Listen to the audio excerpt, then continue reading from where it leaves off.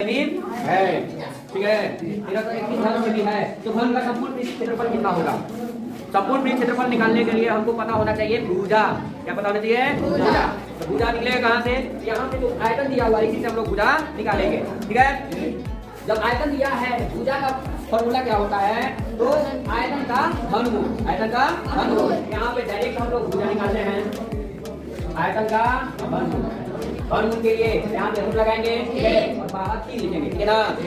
और 1331 अब किसका घन है? तो 11 का है। किसका है? 11। निकालने का तरीका भी बता देते हैं कि इसका हम लोग अभाज्य गुणनखंड करेंगे। क्या करेंगे? अभाज्य गुणनखंड। ऐसे करके 1331 का ऐसे करके अभाज्य गुणनखंड कर दीजिएगा।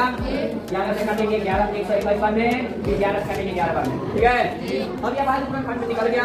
अब क्या करेंगे? इसका 3 का जोड़ा लगाएंगे, ठीक है ना। 3 का जोड़ा लगाएंगे और 3 का जोड़ा लगाएंगे, ठीक है। और इसके बदले, इन तीनों के बदले एक अंक बाहर निकलेगा, समझे? इन तीनों के बदले एक बाहर निकलेगा, बचेगा। अब निकल गई भुजा, निकल गई 11 सेमी। पूछा हुआ संपूर्ण पृष्ठ का क्षेत्रफल, तो घन का संपूर्ण पृष्ठ का क्षेत्रफल होता है संपूर्ण पृष्ठ का क्षेत्रफल होता है 6 गुणे भुजा का वर्ग, ठीक है ना। 6 गुणे भुजा का वर्ग हम लोग करेंगे, ये हो जाएगा 121, 6, 2 और ये 7। ये क्षेत्रफल है, ध्यान रखना है क्षेत्रफल हमेशा वर्ग में रहता है। किसमें रहता है? यहाँ पे लिखेंगे वर्ग, ठीक है। तो ऑप्शन देखकर भी मारिएगा आप लोग।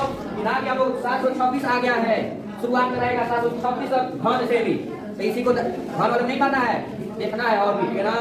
वर्ग जहाँ बोला उसी को लगाएंगे, तो इसको